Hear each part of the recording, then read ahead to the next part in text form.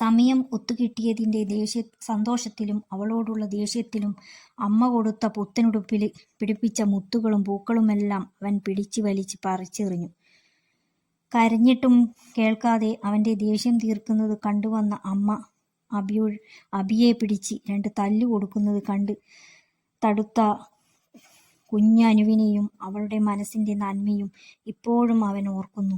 പിന്നീട് വീട്ടിലേക്ക് വരാതായ അനുവിനോട് എന്തിൻ്റെയൊക്കെയോ പേരിൽ തോന്നിയ കുട്ടിക്കാലത്തെ ഇഷ്ടം. കണ്ണിമാങ്ങ പറിച്ചതിൽ പാതി അനുവിൻ്റെ വീട്ടിൽ കൊണ്ട് കൊടുക്കാൻ അമ്മ പറഞ്ഞപ്പോൾ കൊടുത്തതിലൊന്ന് അവനെടുത്ത് അനുവിന് കൊടുത്ത് കാതിൽ പിടിച്ച് ക്ഷമ ചോദിച്ചതും അങ്ങനെ അവർ കൂട്ടുകാരായതും പിന്നീട് ആ ചങ്ങാത്തം അവരുടെ വളർച്ചയ്ക്കൊപ്പം വളർന്നതും SSLC പരീക്ഷാ തലേന്ന് അനുവിന് ലവ് ലെറ്റർ കൊടുത്തവനെ അബി തല്ലി തല പൊട്ടിച്ചതും അച്ഛൻ്റെ കയ്യിൽ നിന്ന് അടിവാങ്ങി മേലെ മൊത്തം പാടായി കരഞ്ഞു നിന്ന അവനെ കാണാൻ വന്ന് ആരും കാണാതെയൊരു മുത്തം കൊടുത്ത് അവൻ്റെ കയ്യിൽ അവളുടെ SSLC പരീക്ഷയ്ക്ക് ഹാൾ ടിക്കറ്റിൽ ഒട്ടിക്കാൻ വച്ച ഫോട്ടോയുടെ ഒരു കോപ്പി കൊടുത്തു പോയതും എല്ലാം അവൻ്റെ മുഖത്തെയും മുടിയെയും തഴുകിത്തലോടി നീങ്ങുന്ന ഇളം കാറ്റുപോലെ അവൻ്റെ മനസ്സിന് തൊട്ട സുന്ദരമായ ഓർമ്മകളാണ്. പിന്നെ നടന്നതെല്ലാം അവൻ്റെ ജീവിതത്തിലെ മറക്കാൻ പറ്റാത്ത നിമിഷങ്ങളായിരുന്നു. സ്കൂൾ വിദ്യാഭ്യാസം കഴിഞ്ഞ് കോളേജിൽ ചേരാനായ കാലം. രണ്ടാൾക്കും വിചാരിച്ചപ്പോൾ ഒരേ കോളേജിൽ അഡ്മിഷൻ കിട്ടിയെങ്കിലും അനുവിന് മെറിറ്റ് സീറ്റിലും സ്കൂളിൽ തല്ലിനും ലഹളയ്ക്കും പോയി ഉഴപ്പി നടന്ന അബിക്ക് സ്പോർട്സ് ക്വാട്ടയിലാണ് അഡ്മിഷൻ കിട്ടിയത്. കലാലയ കാലത്താണ് അവർ മനസ്സുകൊണ്ട് ഒത്തിരിയേറെ അടുത്തത്. അപ്പോഴേക്കും ക്യാമ്പസ് രാഷ്ട്രീയവും അവളോടുള്ള പ്രണയമെന്ന പോലെ അവൻ്റെ തലയ്ക്ക് പിടിച്ചു. എന്തൊക്കെയാണെങ്കിലും അവൻ വീട്ടിൽ അച്ഛൻ്റെ വാക്ക് ധിക്കരിക്കുവാനോ തല്ലുകൊള്ളിത്തരം കാണിച്ച് വീട്ടുകാരെ സങ്കടപ്പെടുത്തുവാനോ ആയിരുന്നില്ല.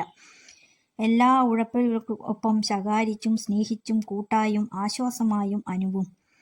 മനസ്സിലുള്ളത് തുറന്നു പറഞ്ഞെങ്കിലും അവൾക്ക് പിറന്നാളിന് സമ്മാനിക്കാൻ ബർത്ത്ഡേ കാർഡും കേക്കും ഒരു കുങ്കുമച്ചെപ്പുമായി വന്ന് അതവൾക്ക് സമ്മാനിച്ച് നെറുകയിൽ ആദ്യമായൊരു മുത്തം കൊടുത്തത് അവൻ്റെ അച്ഛൻ കണ്ടത് അവരറിഞ്ഞില്ല. അടുത്ത ദിവസം പുലർച്ചെ നോക്കുമ്പോൾ വീടൊഴിഞ്ഞു പോവാൻ എല്ലാം തിരക്ക് പിടിച്ച് ഒരുക്കി വയ്ക്കുന്ന അച്ഛനും അമ്മയെയുമാണ് അവൻ കണ്ടത്. കാര്യമറിയാതെ അമ്മയോട് ചോദിച്ചതും അച്ഛൻ്റെ സ്ഥലമാറ്റത്തിൻ്റെ കഥ കേട്ടു. എന്ത് ചെയ്യണമെന്നറിയാതെ നേരെ അനുവിൻ്റെ വീട്ടിലേക്ക് ചെന്നതും അവിടെ അമ്മയും അച്ഛൻ്റെയും പെരുമാറ്റത്തിലും ചെറിയ മാറ്റം തോന്നി. അനു കണ്ണു കലങ്ങിക്കൊണ്ട് നിൽക്കുന്നു. ഒന്നും മനസ്സിലാകാതെ വീട്ടിലേക്ക് പോയ അബിയോട് അമ്മ പതിയെ ചെന്ന് കാര്യങ്ങൾ പറഞ്ഞു. അച്ഛൻ അവരുടെ കാര്യം അനുവിൻ്റെ അച്ഛനോട് സംസാരിച്ചതും വഴക്കുണ്ടായതും അച്ഛൻ്റെ വില കളയുന്നപ്പോൾ എന്തെങ്കിലും പ്രവർത്തിച്ചാൽ പിന്നെ അച്ഛനെ ജീവനോടെ കാണില്ലെന്ന തീരുമാനവും മോനോട് ആഗ്രഹം മറക്കാൻ പറയാൻ അമ്മച്ചിയോട് ഏൽപ്പിച്ചതും എല്ലാം കരഞ്ഞുകൊണ്ട് അമ്മ പറഞ്ഞു തീർത്തു. എല്ലാം കേട്ടു കഴിഞ്ഞപ്പോൾ എന്ത് ചെയ്യണമെന്നറിയാതെ നിന്ന അവൻ ഒരാഗ്രഹം മാത്രം പറഞ്ഞു. പോവുന്നതിനു മുമ്പ് അനുവിനോടൊന്നും മിണ്ടണമെന്ന്. അച്ഛൻ അറിയാതെ പോയി വരാൻ സമ്മതം കൊടുത്തതും പിന്നീടുള്ള വേർപിരിയലും ഓർക്കുമ്പോൾ അവൻ്റെ കണ്ണുനീർ ഒറ്റി പേഴ്സിലെ കുഞ്ഞു അനുവിൻ്റെ ഫോട്ടോയിലെ നെറ്റി നനഞ്ഞിരുന്നു. അപ്പോഴേക്കും ടാക്സി അഡ്രസ്സിലെ അഗതി മന്ദിരത്തിൻ്റെ കവാടം കടന്നുള്ളിലേക്ക് പ്രവേശിച്ചിരുന്നു. ഇനി ആലോചിക്കാൻ സമയമില്ല. വേഗം കാറിൽ നിന്നിറങ്ങി ഓഫീസിലേക്ക് കയറി ചെന്നു. അവിടെ അന്വേഷിച്ചപ്പോൾ അറിഞ്ഞു അനുവിൻ്റെ അമ്മ അഗതി മന്ദിരത്തിലാണ് എന്ന്. വീട് പൂട്ടിയിട്ട് ഇവിടെ കഴിയാൻ മാത്രം എന്ത് സംഭവിച്ചുവെന്ന് ഒട്ടും മനസ്സിലാവാതെ നിന്നപ്പോഴേക്കും അവിടുത്തെ സ്റ്റാഫ് അമ്മയെ വിളിച്ചു വന്നു. അകലത്തിൽ നിന്നേ അബിയുടെ തിരിച്ചറിഞ്ഞതിനാലാവണം അവരുടെ കണ്ണുകൾ നിറയുന്നത് അവൻ ശ്രദ്ധിച്ചു. അടുത്തെത്തിയ അമ്മയോട് എന്ത് പറയണമെന്നറിയാതെ നിന്ന അവൻ ആദ്യം ആ കാലുകളിൽ വീണു. അവൻ്റെ അനുവിനെ കാണണമെന്ന് പറഞ്ഞുകൊണ്ടേയിരുന്നു. അവൻ്റെ നെറുകയിൽ തലോടി. അമ്മ പിന്നെ പറഞ്ഞത് കണ്ണുനീരോടെയാണ് അവൻ കേട്ടുനിന്നത്. വേർപിരിയാമെന്ന് തീരുമാനിച്ച് അകന്ന ആ ദിനം മുതൽ അനുവിൻ്റെ സ്വഭാവത്തിലും പെരുമാറ്റത്തിലും ചെറിയ മാറ്റങ്ങൾ കണ്ടു തുടങ്ങിയിരുന്നു. അവളുടെ മുറിയിലെഴുത്തും കുത്തുമായി ഒതുങ്ങിക്കൂടി. ആദ്യം കളിയും ചിരിയും വായാടിത്തരവും എല്ലാം മാഞ്ഞു. മകൾ വീട്ടിലുണ്ടെന്ന് തന്നെ അറിയാതെ പോലായി. ഇതെല്ലാം കണ്ട് ഉള്ളുരുകി. അച്ഛനും അമ്മയും അവളുടെ അടുത്ത് ചെന്നിരുന്ന് തലയിൽ തലോടുമ്പോൾ ഒരു ഭാവമാറ്റവും മുഖത്തു വരുത്താതെ അച്ഛൻ്റെ നെഞ്ചിലേക്ക് ചാഞ്ഞ് കണ്ണുനീരിൻ്റെ നനവറിയിച്ചു അവൾ. ഒരു ദിവസം ഒരാലോചനയുമായി ബ്രോക്കർ വന്നതിൻ്റെ കാര്യം അച്ഛനും അമ്മയും പറയുന്നത് കേട്ടെന്ന് മുറിക്ക് വെളിയിലിറങ്ങിയിട്ടില്ല അവൾ. ഒരു തുള്ളി വെള്ളം കൂടി കുടിച്ചിട്ടില്ല. പിന്നെ മുറിക്കുള്ളിൽ നിന്നൊരു തേങ്ങലുകൾ കേട്ടു തുടങ്ങി. നാളുകൾ നീങ്ങുന്തോറും തേങ്ങലുകളും ചിലപ്പോൾ ചിരിയും ഒറ്റയ്ക്കുള്ള സംസാരവും വരെ കേട്ടു തുടങ്ങി. ഒരുപാട് ചികിത്സ നടത്തി. എല്ലാം കണ്ട് മനംനൊന്ത് അച്ഛൻ അവരെ വിട്ടകന്നു. അച്ഛൻ്റെ മരണത്തിന് ശേഷം മോളെ നോക്കാൻ ഒരുപാട് പൈസ വേണ്ടി വന്നു. വീട് വിൽക്കേണ്ടി വന്നു. അവസാനം അമ്മ അഗതി മന്ദിരത്തിലുമായി. അത്രയും കേട്ടപ്പോൾ തന്നെ അബിയുടെ ശരീരം പാതി തളർന്നു. തൻ്റെ അനുവിന് സുഖമായിരിക്കുന്നുവെന്ന് വിചാരിച്ചു ഒരു നോക്ക് കാണാനോ അന്വേഷിക്കാൻ വരാനോ തോന്നാതെ സന്തോഷത്തോടെ ജീവിച്ച ദുഷ്ടനാണ് ഞാൻ, അവൻ സ്വയം മനസ്സിൽ ശപിച്ചു. ഞാനാണമ്മേ അനുവിനെ ഇങ്ങനെയാക്കിയത് എന്ന് പറഞ്ഞ് പൊട്ടിക്കരഞ്ഞുകൊണ്ട് അവൻ അമ്മയുടെ കാൽക്കൽ വീണു. മനസ്സ് വേദനിച്ച് അവൻ്റെ ശബ്ദമിടറുന്നത് കേട്ട് ആ കണ്ണീർ കണ്ട് അമ്മ അവൻ്റെ നെറുകയിൽ തലോടി. അവൻ്റെ കയ്യിൽ പിടിച്ചുകൊണ്ട് ചോദിച്ചു, മോന് കാണണ്ടേ എൻ്റെ മോളെ? വേദനയിലും കണ്ണുകൾ തുടച്ചുകൊണ്ട് അവൻ മൂളി. ആ കണ്ണുകളിൽ അനുവിനോടുള്ള നിലക്കാത്ത സ്നേഹക്കടൽ അമ്മയ്ക്ക് കാണാമായിരുന്നു. ആ മനസ്സിനെ അപ്പോൾ ഒരേ ഒരു ചോദ്യമേ നീട്ടുന്നുണ്ടായിരുന്നുള്ളൂ. തൻ്റെ പ്രാണനെപ്പോൾ സ്നേഹിച്ച അനു ഇന്ന് എവിടെയാണ്? അബിയുടെ എല്ലാ ചോദ്യങ്ങൾക്കും ഉത്തരമായി അമ്മ അവനെയും കൂട്ടി പുറപ്പെട്ടു. ഒരുപക്ഷെ വർഷങ്ങളായി അനു മനസ്സിൽ ആഗ്രഹിച്ച ഒരു കൂടിക്കാഴ്ചയാവാം ഇത്. നീണ്ട കാത്തിരിപ്പിൻ്റെ, നിറഞ്ഞു തുളുമ്പിയ കണ്ണീരിൻ്റെ, നിലക്കാതെ സ്വപ്നങ്ങളുടെ കണക്കില്ലാത്ത ഓർമ്മകൾ. 4 വർഷങ്ങൾ 40 വർഷങ്ങൾ പോലെയായിരുന്നു അബിക്ക്. ഒരാണിന് ഇത്രമേലെങ്കിൽ വർഷങ്ങൾ തനിക്കായി കാത്തുവച്ചിരുന്ന അനുവിന് എങ്ങനെയാവും തൻ്റെ മനസ്സിൽ ഇന്നും അവളോടുള്ള ഇഷ്ടം ഒരു തരി കുറയാതെ കൊണ്ടു നടക്കുന്നതുപോൽ? അനുവിൻ്റെ മനസ്സിലും താനുണ്ടാവുമോ? അവൾക്ക് അമ്മ പറയും പോലെ എന്താവും പറ്റിയിട്ടുണ്ടാവുക? 1000 ചോദ്യങ്ങളും ചിന്തകളും അവനെ തളർത്തിക്കൊണ്ടിരുന്നു. എല്ലാറ്റിനുമിടയിൽ ഒരേയൊരു സന്തോഷത്തിന് മാത്രമാണ് പ്രാധാന്യം. അനുവിലേക്കുള്ള തൻ്റെ അകലം കുറഞ്ഞു വരുന്നു. അല്പനേരത്തിനകം അനുവും താനും കണ്ണോട് കണ്ണിട്ട് എല്ലാം പറഞ്ഞു തീർക്കാം. അവളുടെ മടിയിൽ തലതാഴ്ചൊന്ന് പൊട്ടിക്കരയണം, മാപ്പ് ചോദിക്കണം. മനസ്സിൽ ഒരുപാട് കണക്കുകൂട്ടലുകൾ നടത്തി ഒരു ചെറു പുഞ്ചിരി അധരങ്ങൾക്കുമേൽ വിടർത്തും മുൻപേ അവർ വന്ന കാർ ഒരു മാനസികാരോഗ്യ കേന്ദ്രത്തിൻ്റെ ഗേറ്റ് കടന്നു.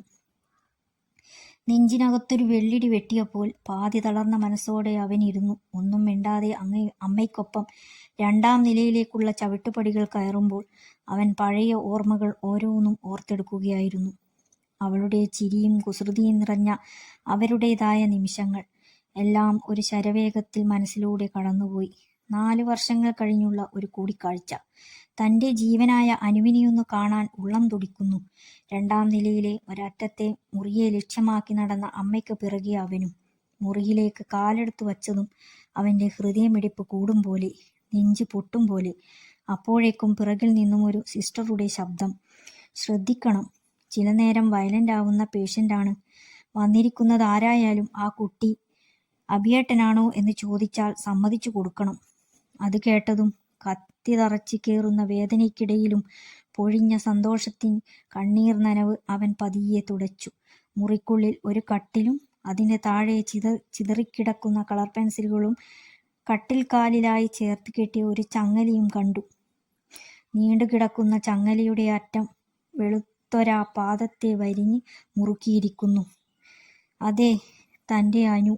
മുടിയൊക്കെ വിരിച്ചിട്ട് കളർ പെൻസിലുകൾ കൊണ്ട് ചുമരിലെല്ലാം കുറിച്ചു വയ്ക്കുന്ന തിരക്കിലാണവൾ. ഇടയ്ക്ക് എന്തൊക്കെയോ പിറുപിറുക്കുന്നുണ്ട്. അബിയേട്ടൻ്റെ പെണ്ണാ, എൻ്റെയാ, എപ്പോഴും കാത്തിരിക്കുക. വരും, നാളെ വരും എന്നെ കൊണ്ടുപോവാൻ. കരയല്ലേ, പറഞ്ഞിട്ടുണ്ട് അബിയേട്ടൻ. പിന്നീടൊരു തേങ്ങലാണ് കേട്ടത്. പണ്ട് മനസ്സിൻ്റെ കോണിൽ മായാതെ കിടക്കാൻ എൻ്റെ പേര് കുറിച്ചിടാൻ പറഞ്ഞതിൻ്റെ ഓർമ്മയിലാവും ഇന്നവളിത് മുറിയുടെ ചുമരിൽ മുഴുവൻ അബിയേട്ടൻ എന്ന് എഴുതി വച്ചുകൊണ്ടിരിക്കുന്നത്. അവൻ പതിയെ അവളുടെ അടുത്തേക്ക് ചെന്നു. ആ ചങ്ങല കൊണ്ട് മുറിഞ്ഞ കാലിൽ തൊട്ട് വിങ്ങിപ്പൊട്ടി.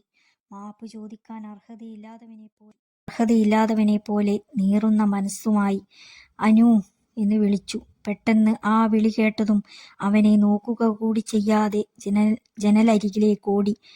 അബിയേട്ടൻ വന്നോ എന്ന് ദൂരെ നോക്കി ചിണുങ്ങിക്കൊണ്ട് അവൾ നിന്നു. വീണ്ടും അനു എന്ന് വിളിച്ചപ്പോൾ അവളുടെ പെരുമാറ്റം മാറി വരുന്നത് അവൻ കണ്ടു. തലമുടി പിടിച്ചു വലിച്ച് നിലത്ത് ചങ്ങലയിട്ട കാൽ വച്ചടിച്ചു. പിന്നെ നിലത്തങ്ങ് വീണ് അലറിക്കരയാൻ തുടങ്ങി. അവളുടെ ആ അവസ്ഥ കണ്ട് സഹിക്കാൻ കഴിയാതെ അവൻ ആ മുറിയിൽ നിന്നും നെഞ്ചുപൊട്ടും പോലെ ഇറങ്ങിപ്പോയി. മനസ്സിലെന്തോ നിശ്ചയിച്ചുറച്ചപ്പോൾ ഡോക്ടറുടെ മുറിയിലേക്ക് കയറിച്ചെന്നു. അനുവിനെ അവൻ താമസിക്കുന്ന നഗരത്തിലെ നല്ലൊരു ഹോസ്പിറ്റലിലേക്ക് മാറ്റാനുള്ള കാര്യങ്ങളെല്ലാം ചോദിച്ചറിഞ്ഞു. തിരിച്ചു പോവാൻ നേരം അനുവിൻ്റെ അമ്മയോട് താൻ വന്നത് എന്തിനെന്ന കാര്യം അവതരിപ്പിച്ചു. ഇത്രയും എല്ലാം അറിഞ്ഞും അവൻ്റെ കളിക്കൂട്ടുകാരിയെ ഇപ്പോഴും സ്നേഹിക്കുന്ന അവൻ്റെ മുന്നിൽ നിറകണ്ണുകളോടെ കൈ തൊഴുതു നിന്നു ആ അമ്മ. ആ കൈകൾ പിടിച്ചുകൊണ്ട് അവൻ അമ്മയോട് പറഞ്ഞു, ജീവിതത്തിൽ ഒരു പെണ്ണിനെ മാത്രമേ ഉള്ളിൽ കൊണ്ടു നടന്നിട്ടുള്ളൂ അമ്മേ. എൻ്റെ വാക്കിൽ എന്നെ കാത്തിരുന്നവളാണ് അനു. ഇന്ന് മറ്റാരെയും തിരിച്ചറിയാൻ കഴിയുന്നില്ല അവൾക്കെങ്കിലും അവളുടെ മനസ്സിലും മൊഴിയിലും അഭിയേട്ടനായി ഞാൻ മാത്രമേ ഉള്ളൂ. അവൾ ഇനി എൻ്റെ പഴയ അനുവായി എൻ്റെ ജീവിതത്തിലേക്ക് വരാൻ അതിനി എത്ര നാളാവുമെങ്കിലും അതുവരെയും അവളെ പൊന്നുപോലെ നോക്കി കാത്തിരിക്കും. അമ്മയ്ക്ക് വാക്ക് കൊടുത്തിറങ്ങുമ്പോൾ ആ 2ാം നിലയിലെ മുറിയിൽ അഭിയേട്ടൻ്റെ ഓർമ്മകളിൽ ജീവിക്കുന്ന അനുവിൻ്റെ അലറിക്കരച്ചിലുകളും പൊട്ടിച്ചിരികളും ഉയർന്നുകൊണ്ടേയിരുന്നു. ഈ കഥ ഇവിടെ അവസാനിക്കുന്നു.